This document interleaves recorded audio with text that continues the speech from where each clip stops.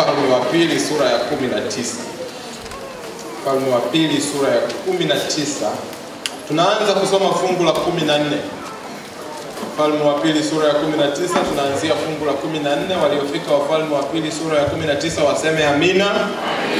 Ambao hawajafika waseme subiri kidogo mchungaji. Okay, nitasubiri. Nikiwa nasubiri, mzee nashukuru kwa kumtambulisha mama mchungaji.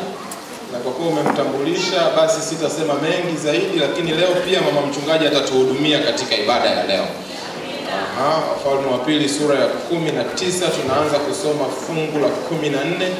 Wewe ambaye tunakusubiria, tumekusubiria ya kutosha, sasa tunaanza kusoma. Neno la Bwana linasema, basi Hezekia akaupokea waraka katika mikono ya wale wajumbe, akausoma. Kisha Hezekia akapanda akaingia katika nyumba ya Bwana, akaukunjua mbele za Bwana. Naye Hezekia akaomba mbele za Bwana akasema, Bwana Mungu wa Israeli, ukaaye juu ya makerubi, wewe, naam, wewe peke yako ndiwe Mungu wa falme zote za dunia. Wewe ndiye uliyeziumba mbingu na nchi. Tega sikio lako, Bwana, usikie. Fumbua macho yako, Bwana, uone. Uyasikie maneno ya Senakerib, ambayo amemtuma mtu aje nayo ili kumtukana Mungu aliye hai.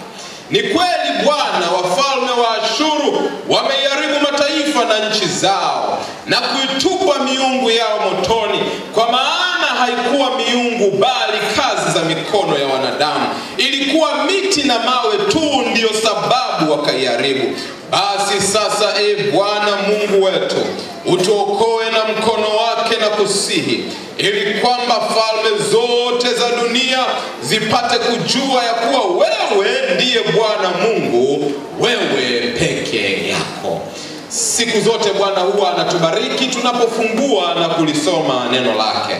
Kwa dakika hizi chache zilizopo mbele yetu, tutaangalia somo lenye kichwa kinachosema leta madhabahuni. Leta madhabahuni. Leta madhabahuni. Tuombe. Asante Bwana. Asante kwa sababu ule muda na ile saa imefika ambayo sasa inabidi useme na kanisa lako. Useme kwa sauti ya upole na useme kwa sauti ya uwazi, ili mapenzi yako yakasikike kwetu kwa mara nyingine tena. Utukufu wako ukadhihirike mahali hapa siku hii ya leo. Na huduma hii Bwana ikawe ni huduma ya pekee ambayo itatengeneza kumbukumbu na historia katika maisha yetu ya imani. Uliahidi ya kwamba wewe Kristo ukiinuliwa juu unaweza kuwavuta watu wote kwako. Ajenda yangu mahali hapa ni moja tu leo, Kristo, kukuinua wewe juu. Ninaomba uinuke kabisa juu kuliko vitu vyote. Inuka kuliko maneno ya mhubiri, inuka kuliko mawazo ya mhubiri, inuka kuliko mtizamo wa mhubiri, inuka kuliko kiburi cha mhubiri, ili wewe Kristo ukapate kuonekana. Na ukionekana uwavute wanaume na wanawake hawa na watoto hawa na wazee hawa kwako. Wasogeze karibu na penzi lako. Tunapofungua neno lako hatuwezi kuja kwa kiburi, maana hili sio gazeti, hili sio chapisho, sio kitabu kingine tu. Ili kuelewa neno lako tunajua ya kwamba tunahitaji uongozi wa Roho Mtakatifu. Hatuwezi tukategemea elimu yetu, degree zetu na PhD zetu. Hapa Bwana tunakutegemea wewe. Na usiposema katika ibada hii Bwana, tutakuwa kuja kwetu hapa ni kupoteza muda. Ninakusihi na kukuomba Bwana, sema. Tena sema kwa uwazi kabisa, ili hata walio wadogo kuliko wote wakayasikie maneno yako. Na maneno hayo yakalete uponyaji, maneno hayo yakalete faraja, maneno hayo yakalete tumaini, maneno hayo yakalete ushindi dhidi ya dhambi, maneno hayo yakatusogeze karibu na penzi lako. Asante kwa sababu siku zote umekuwa na kawaida ya kusikia maombi yangu. Asante kwa sababu haujawahi kuacha kujibu, hasa ninapoomba katika jina la Kristo Yesu aliye Bwana na Mwokozi wa maisha yetu. Amen.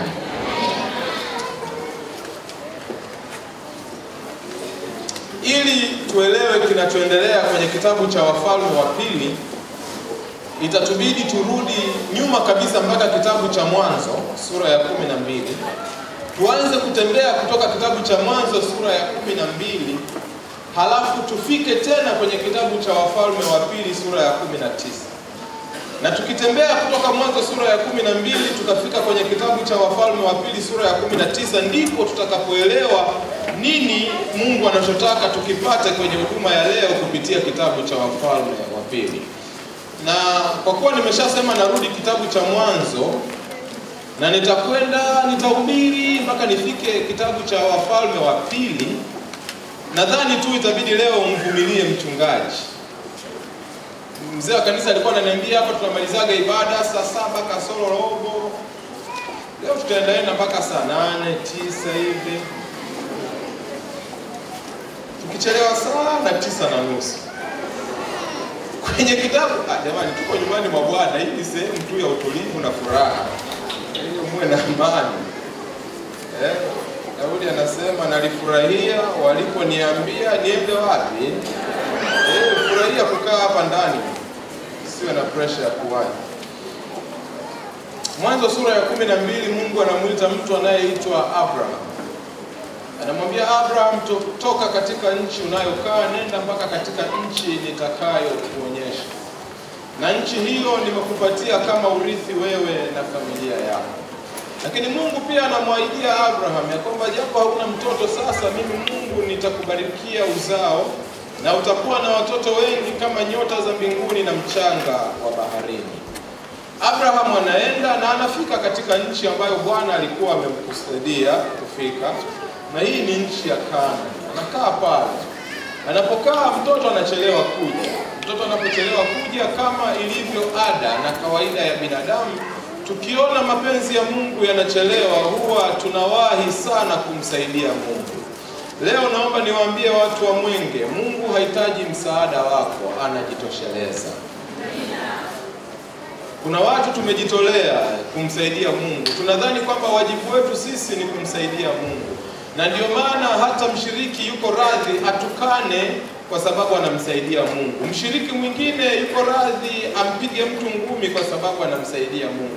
Yupo mshiriki ambaye haongei na mshiriki mwenzake kwa sababu anamsaidia Mungu. Wewe mshiriki mwenzangu, Mungu ana uwezo wa kujisaidia mwenyewe, anajitosheleza. Abrahamu anamsaidia Mungu kwa kupata mtoto anayeitwa Ishmael. Mtoto ambaye anaitwa Ishmael sio mpango wa Mungu. Na kwa kufanya mikato haifanyi mapenzi ya Mungu kubadilika. Hata ukitumia njia za mikato, mapenzi ya Mungu yanabaki kuwa pale pale. Hayahami, hayasogei. Mungu anamwambia Abraham, sawa umejitahidi, umefanya miundombinu, umepata mtoto, lakini hayo sio mapenzi yangu. Tulia. Mpango wangu ni kwamba huyu mke wako Sarai akupatie mtoto. Sarai akiwa amezeeka, Mungu anafungua tumbo lake, Sarai anapata mtoto anayeitwa Isaka. Isaka anapokuwa anatafutiwa mke anayeitwa Rebeka. Isaka baada ya kumwoa Rebeka, of course Rebeka naye alikuwa na matatizo yake mengi tu. Alikuwa mongo hivi. Mama fulani hivi ambaye bado sijamuelewa sana. Okay, Rebeka anapoolewa, Mungu anambariki Rebeka, anapata mapacha. Watoto wawili ambao ni Esau pamoja na na Yakobo. Hawa mapacha walikuwa hawapendani, walianza kugombana kuanzia tumboni, wakagombana baada ya kutoka tumboni, wakaendelea kugombana vizazi na vizazi. Urithi wao wa kugombana umeendelea hata leo. Pale Mashariki ya Kati, Waarabu na hawa wa Israeli wanapogombana ni uzao tu, ni ndugu wale wanaogombana, lakini ndugu zao walianza kugombania tumboni.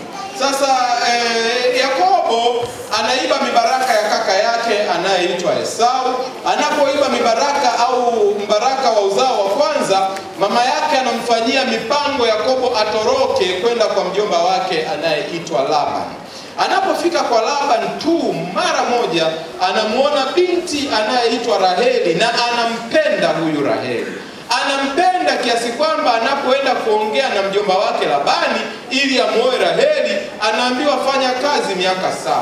Na kwa sababu alimpenda, neno linasema Yakobo akafanya kazi miaka 7. Baada ya miaka 7 akapewa mke. Lakini sasa yule mke hakuwa Raheli, alikuwa ni dada yake na Raheli anayeitwa Lea. Lea ana matatizo. Moja ya tatizo la Lea ilikuwa ni macho. Alikuwa sio mzuri wa kuvutia. Yaani alikuwa na makengeza fulani. Wengine wanasema chongo, wengine makengeza. Utajua mwenyewe. Lakini hakumvutia Yakobo. Na hakuwa mzuri kama Raheli. Yakobo anasema huyu siye ninayemtaka. Anapoenda kwa mjomba, mjomba anambia utaratibu hapa bwana, mdogo olewi kabla mkubwa. Sasa afanya kazi miaka 7. Kijana anarudi anafanya kazi miaka 7 mingine, miaka 14. Miaka 14 neno linasema yeye aliiona kama vile ni siku moja. Yaani miaka 14 ya kufanya kazi, kwa namna alivyompenda huyu binti, aliona kana kwamba ni siku moja. Akaoa binti. Sasa Raheli ambaye ni mpenzi wake. Bahati mbaya, Raheli alikuwa ni tasa, hana uwezo wa kupata watoto. Lakini Lea, Mungu alikuwa amembariki. Mama alikuwa anazaa. Lea akazaa mtoto anayeitwa Reuben, Lea akazaa mtoto anayeitwa Simeon, Lea akazaa mtoto anayeitwa Lawi, Lea akazaa mtoto anayeitwa Yuda. Hapo hawa wote wakizaliwa, huyu Raheli hana mtoto. Mjomba akaona ngoja nimsaidie Yakobo. Akampatia mjomba ambaye ni Labani, ambaye ni baba yake Raheli na Lea, akampatia Yakobo masuria hawa wawili. Kwa hiyo sasa Yakobo ana wanawake wangapi jamani? 4. Twende pole. Kuna mambo Biblia inatuagiza tufanye, kuna mambo Biblia inatuamrisha tufanye, kuna mambo Biblia inatupendekezea tufanye, na kuna mambo kwenye Biblia yanayotajwa kama historical fact. Hawa masuria walikuwa ni historical fact.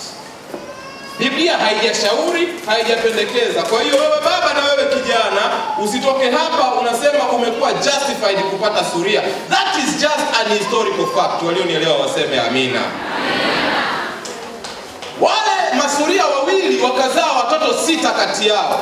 Kwa hiyo watoto 4 wa kwanza ni wa Raheli. Kuna watoto 6 hapa katikati ambao ni watoto wa hawa masuria wawili. Halafu Raheli akafunguliwa tumbo, akazaa watoto 2. Wa kwanza anaitwa Yusufu, wa pili anaitwa Benjamin. In fact, Raheli akimzaa Benjamin ndio alikufa. Alikufa wakati anamzaa huyu Benjamin. Sasa ukiwaweka watoto wote wa kiume wa Yakobo, ana watoto 12. 4 wa Lea, 6 wa masuria wawili. 2 wa mwisho wa Raheli, watoto 12. Haya ndiyo makabila 12 ya taifa la Israeli. Walionielewa mpaka hapo waseme amina. Sasa hawa ndugu 12 hawakumpenda ndugu yao mmoja anaitwa Yusufu. Wakamtengenezea miundo mbinu. Kwa wale ambao wamekuwa wakija juma zima, watagundua kwamba ninafanya revision ya kile ambacho tumejifunza juma zima. Yaani hili somo tunafanya tu revision. Kwa hiyo na tunakusaidia tu wewe mama ambaye haukuja, angalau na wewe upate japo angalau mbaraka wa siku ya mwisho. Okay? Wakamchukia Yusufu, wakamtengenezea miundombinu ya kumuua. In fact hawakumuua, wakamuuza Misri. Walipomuuza Misri, Yusufu akaingia kwenye nyumba ya mtu anayeitwa Potifa. Pale mama Potifa akampenda. Mama Potifa akataka kumfanya huyu kijana kuwa kibenteni wake. Alikuwa na miaka 17 tu. Akataka hizi habari hazijaanza kwenye karne yenu hii leo. Yalianza mama Potifa alipoanza kufanya miundombinu ikakwama. Yusufu kwa sababu ya uaminifu wake akatupwa gerezani. Akiwa gerezani akatafsiri ndoto. Yule aliyemtafsiria ndoto akatolewa akaenda kuhudumu kwenye nyumba ya mfalme. Siku mfalme anapoota ndoto, na hili ndio kusudi la Mungu kumruhusu Yusufu kuuzwa kutoka kwao kwenda katika nchi ya ugeni. Mfalme anapoota ndoto, mjakazi anamwambia yupo kijana anaweza kutafsiria ndoto. Yusufu anaitwa kwa mfalme, Yusufu anatafsiri ndoto. Yusufu anapotafsiri ndoto, mfalme anampenda. In fact, mfalme anamfanya Yusufu kuwa waziri mkuu wa Misri kwa kipindi hicho. Huyu alikuja kama mtumwa, sasa amekuwa waziri mkuu. Anapokuwa waziri mkuu, Yusufu anawaalika familia yake, anawaita ndugu zake zote na anaita wazazi wake. Wanakuja, wanapokuja na kuingia Misri kwa mara ya kwanza, hawa watu wanaingia kama royal family, wanaingia kama ndugu wa waziri mkuu. Lakini Lakini shida ni kwamba walikaa zaidi ya mwaliko wao. Ningekuwa na muda ningehubiri nalosema don't overstay your welcome. Na kwa sababu walikaa zaidi ya mwaliko wao, baadaye sasa wanakuja mafarao wengine ambao hawajali mambo ya historia wala hawasumbuliwi na mambo ya historia. Wanaamua sasa, farao anauliza hawa ni nani? Anasema hawa ni Waisraeli, walikuwa na ndugu yao, alikuwa waziri mkuu Yusufu sijui nini. Anasema hawa kwa jinsi wanavyozaliana watakuja kukutawala hapa, kwa hiyo tufanyeje? Wakawafanya kuwa watumwa. Hivyo ndivyo wana wa Israeli walivyoingia utumwa Misri miaka 430. Kwa hiyo walikuja kama royal family, lakini kwa sababu wame overstay their welcome, kusudi la Mungu ilikuwa ni Yusufu aiokoe dunia kutokupigwa na njaa muda huo. Na baada ya kusudi hilo Yusufu alitakiwa arudi kwao, lakini kwa sababu amenogewa na ame overstay his welcome, sasa wamekuwa watumwa miaka 430, utumwa kama matokeo ya ku overstay their welcome. Wewe mama umekuja kutembelea watoto kutoka Msoma, Mwanza, sijui na wapi wapi. Muda ukifika ondoka, rudi. Don't overstay your welcome. Ukikaa hapo ndo taanza vijana mkwe haniheshimu, hanipendi. Don't overstay your welcome, rudi kwako, mzee anakusubiri kule. Na kama linakuhusu, kaza macho mtizame mchungaji. Wala usiangalie kushoto wala kulia, usiangalie chini, watakushtukia wewe. Kaza macho mtizame nani? Binti umekaa kwenye mahusiano, huu ni mwaka wa 3, hujawahi kutambulishwa kwa rafiki zake jamaa, hujatambulishwa kwa wajomba, hujatambulishwa kwa wazazi. Wewe upo tu, you've overstayed your welcome my friend. Wave goodbye, nenda. Don't overstay your welcome. Sijui kama mnanielewa. Umefanya kazi pale, bosi anakusumbua, huu ni mwaka wa 17 ofisi hiyo, hupandi cheo, haufanyi chochote hapo miaka 17. Bosi anakusumbua, anakutesa. Acha kumsumbua mchungaji mganda akuombee. Labda umekaa zaidi ya muda uliokusudiwa kwenye ofisi hiyo, anza kufikiria namna ya kutafuta kutoka hapo. Wapo mabosi wengine ambao kweli ni wabaya na wanasumbua watu, lakini wapo wengine ambao wamekuja kukushitua wewe kwamba you've overstayed your welcome, look for another job. Maybe you deserve better than where you are at the moment. Watu wamwenge sijui namuelewa mchungaji. Hilo sio somo la leo, ngoja nisonge mbele. Kwa hiyo baada ya miaka 430 ya utumwa,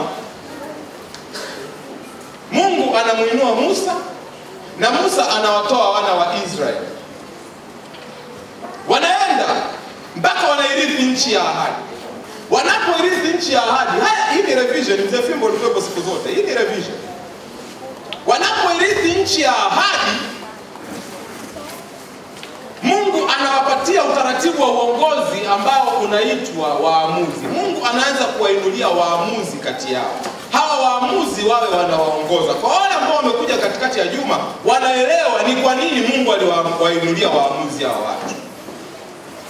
Waamuzi wanafanya kazi, lakini baada ya muda, kama wanadamu tulivyo, wanasema mbona Mungu umetupatia utaratibu wa uongozi tofauti na mataifa ya jirani, na sisi tunataka tufanane kama mataifa yanayotuzunguka. Wenyewe wanaongozwa na mfalme na sisi tunataka kuongozwa na mfalme. Hii habari ya waamuzi, we are tired of being peculiar. We are tired of being unique. We want to be like them. Warumi sura ya 12 inasema do not conform but be changed in the likeness of Christ. Bwana Yesu asifiwe. Na hii ndio shida ya kanisa letu. Tunataka tu kufanana na watu wengine. Unaongea na watu, unajua Waroma. No. We are peculiar people. We are not called to be like the rest of the world. We are a chosen generation. Bwana Yesu asifiwe. Kwa hiyo Mungu anasema nataka mfalme. Mfalme ndio mnataka. Mfalme, chukueni, tafuteni, chagueni. Wana wa Israeli wanapopewa nafasi ya kuchagua mfalme, wanachagua mtu mrefu kuliko wote na mzuri kuliko wote. Yaani hivyo ndio vigezo vya mfalme walikuwa wanataka, mrefu na mzuri. Natamani dada mmoja angeelewa kwamba vigezo vya kuchagua mwenzi wa maisha sio kwenye urefu na uzuri tu. There has to be more than urefu na uzuri. Hata msiposema amina, habari ndio hiyo. Unaweza ukachagua mrefu na mzuri asiyemcha Mungu.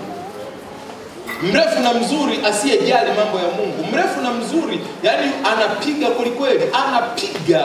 Yani wewe ndio unageuka kuwa punching bag, anarusha mkono kwelikweli, lakini ni mrefu na ni mzuri. There has to be more than mrefu na mzuri. Wengine wanaseto kwa ajili ya mrefu na mzuri.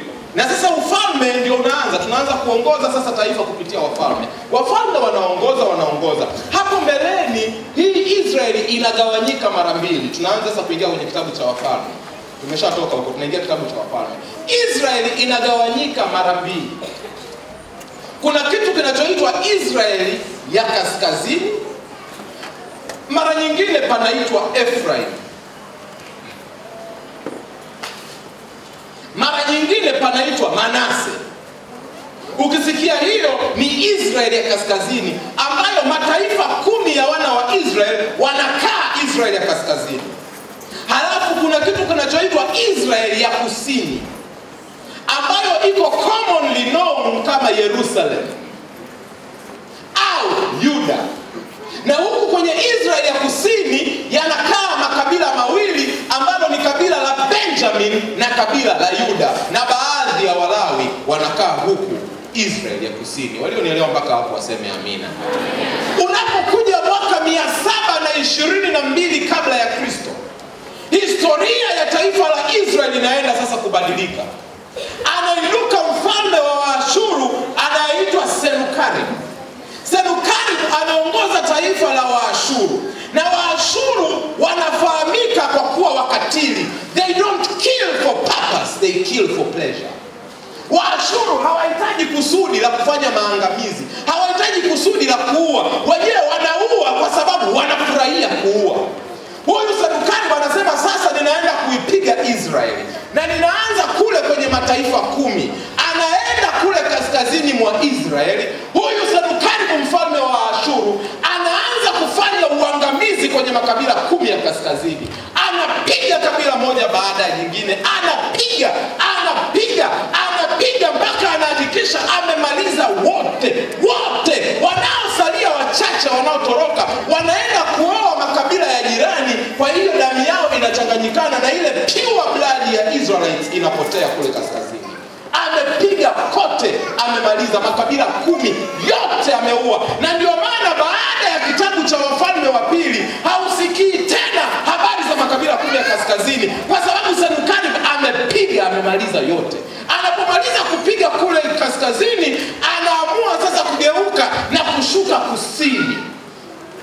Anatuma wajumbe kwenye ufalme wa kusini, ambapo ndio tumepaita Yerusalem au Yuda, kwenye yale makabila mawili. In fact, huyu Senukarib alimaliza kule kaskazini kiasi kwamba hata Wayahudi mnaowaona leo wanatoka tu kwenye hizi kabila mbili, ya Benjamin na Yuda. Hizi nyingine zote alimaliza. Kwa hiyo anaposhuka anatuma wajumbe na maaskari kwenda kumwambia mfalme wa kusini ambaye anaitwa Hezekia ya kwamba ninakuja sasa kukupiga.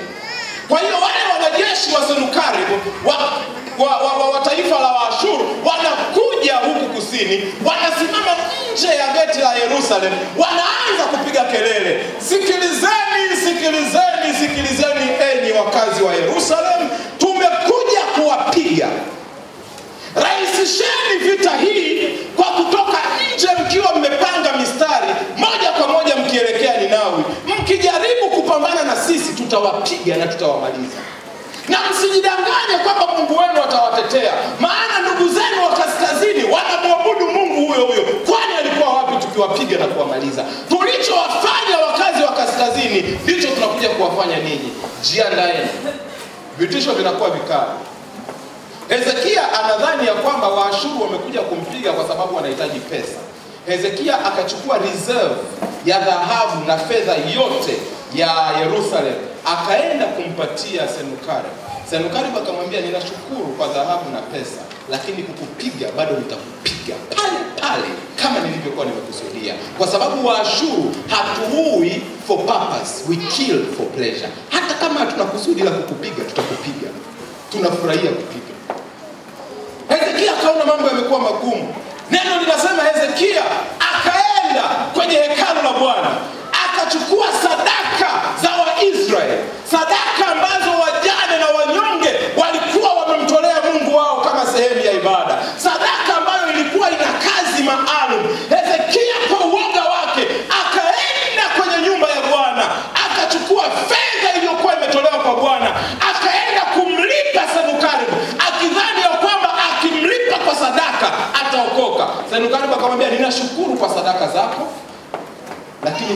nitakupiga, kwa sababu nimekusudia kukupiga.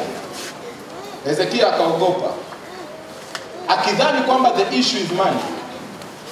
Biblia inasema Hezekia akaingia kwenye hekalu. Hekalu lilikuwa limepambwa kwa vito vya thamani. Hekalu lilikuwa na dhahabu zinazoning'inia. Neno linasema vitasa vya hekalu vilikuwa ni vya dhahabu. Akaving'oa, akakusanya vito vyote vya thamani kutoka hekaluni, urembo wote wa hekaluni, akampelekea Senukeribu mfalme wa Ashuru, akidhani ya kwamba labda akimlipa Senukeribu atamwacha. Lakini pamoja na kumlipa vito vya thamani kutoka kwenye hekalu la Bwana, Senukeribu anamwambia, kukupiga ni lazima nikupige. Kipigo kiko pale pale. Sasa Israeli hawana fedha yoyote, hawana dhahabu yoyote. Nyumba ya Bwana, hekalu la Bwana limeondolewa, sasa limebaki kuwa kama pagala.